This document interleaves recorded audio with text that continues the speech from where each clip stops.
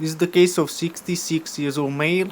He has dysphagia since 4 months with weight loss. He underwent to gastroscopy that revealed the tumor of the GI junction, and the CT scan showed esophageal mass T2N0, and the patient is here today for US staging with fiducial placement. So we just crossed with a little bit of endoscopic view the tumor at the esophagus stomach junction. And for all that tumors, we are very well aware that we have a look to the left adrenal gland, to the adrenal gland. You can see pretty nicely next to the arrow. What we will do in this case is also using color Doppler imaging. And we used at this moment a pulse repetition frequency of 16 centimeters. You can see on the left corner right on here. Whenever you do color Doppler imaging to identify structures, then be aware that we reduce the pulse repetition frequency to the best technique. And here you can see right now vessels, adrenal vessels. I went down to 4 centimeters per second. And let us repeat, for improving color Doppler imaging is to use the highest Doppler frequency as possible in the near field. Second, going to the second lowest filter option. Third, go to the pulse repetition frequency. You can see on the left next to the arrow in a velocity range. You are really interested to see velocities, and only at the very end go for the gain. And right now we can identify, and this is really great, we can see adrenal vessels nicely displayed, and we will get also lymph node structures and whatever. So we see supraadrenal vessels, and this is the only modality which allows us in that case. So we learned that there have been no lymph node, and it was a T2 tumor. I'm going a little bit backward, and we see the tumor.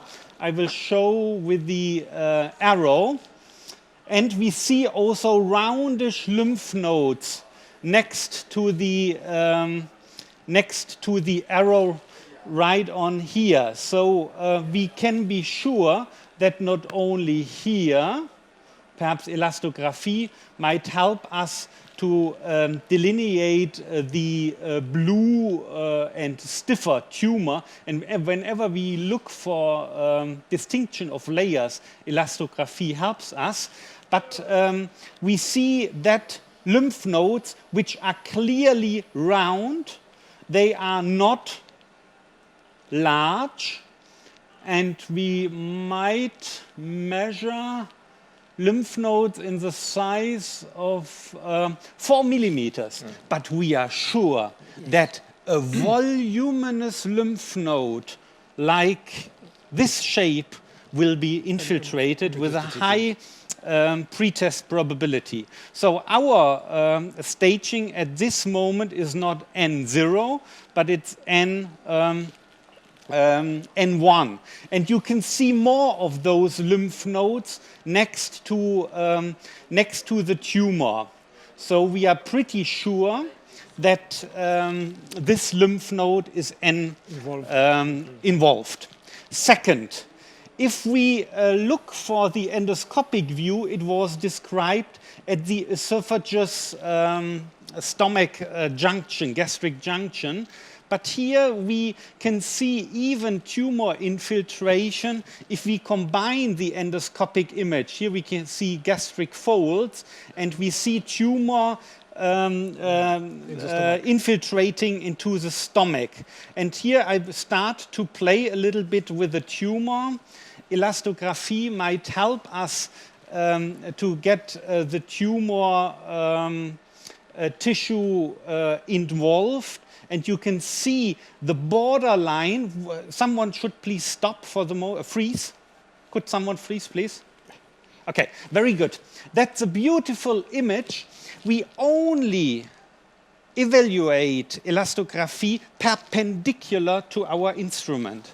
First. Second, we look for a reproducible image, and you can see the tumor right on here, and you can see the surrounding softer tissue. It's not soft, it's softer than the surrounding tissue. And here we can clearly, in this part of the tumor, we do not know in the B mode what is T2 or T3. At this moment, we can clearly see using elastography that there is a sharp line. There's a sharp line, and we can tell at this location it is a T2 at this, not at others. But it's a nice image to show the use of elastography. Right now, we go a little bit forward and backward and to learn more about the tumor. We learned two things which CT did not show at this moment. Infiltration of the stomach, and those that's very important also for the fiducial insertion.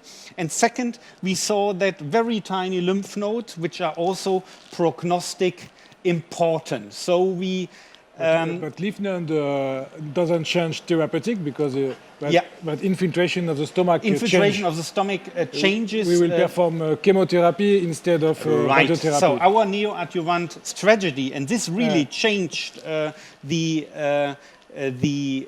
therapeutic strategy, and therefore, in this case, endoscopic ultrasound was really helpful. Any comments?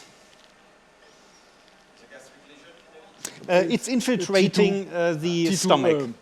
Sievert 2. Sievert 2 is chemotherapy. Yeah. Mainly in the stomach. Not mainly, but it's infiltrating it's the chemotherapy. stomach. There is Mainly in the esophagus, but no need for chemotherapy, fiducial and after insertion. we could Okay. discuss, And we saw also that lymph nodes, Okay. and we multiple lymph nodes beyond and below. Okay. maybe we could look for metastatic lesion in the left liver, That's in the, for sure an option. upper In the part of- cervical area in the also. cervical area. Mainly in the cervical area, yes.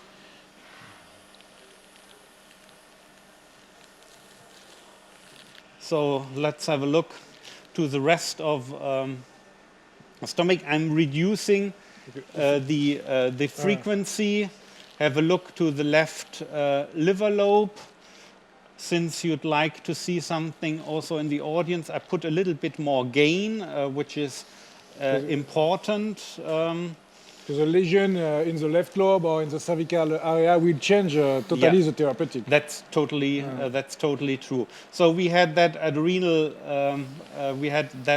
adrenal gland, left adrenal gland. We have that nice pancreatic duct, high resolution. Look for such images which have a B mode resolution, which is unbelievable. So you have the real black duct, and that's good image quality. We saw that stomach infiltration. We saw that lymph node infiltration. We saw supraadrenal vessels to be happy about the anatomy, and here we come back to the tumor. No lesions in the left liver lobe. Can you check the cervical area? And now we will go for thank the you. cervical I'm area. sorry, I push you. No, because push me. We are apparently. And so the tumor extension is more than 10 centimeters. You can see nicely here that there is extension over more than 10 centimeters.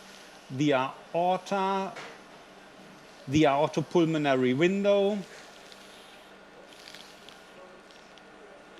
The tumor is below arch out. Is below the aortic arch, but here we have the azygos vein. but it's up to 33 centimeters. You can see the left atrium, and you can see tumor just at the border of the left atrium. And you have tumor infiltration of subcarinal region, as you can see here in the center of the image. It's important to choose for the choice of surgery. A transhiatal surgery will be difficult. It's going up to 30 centimeters, the tumor infiltration, more than 10 centimeters. And right now we go to the right and to the left to see if there are any kind of pathological lymph node. There are some lymph nodes in the center, but I wouldn't be sure. They are 2 millimeters. It's inflammatory. They would be more or less inflammatory. Going to the right, going to the left. Okay. Now we're coming to the cervical area. Thyroid. Nice thyroid region. Okay, very nice. You can see the cervical vessels, and we are out. Thank you. Thank you so Christoph. much. Thank you very much.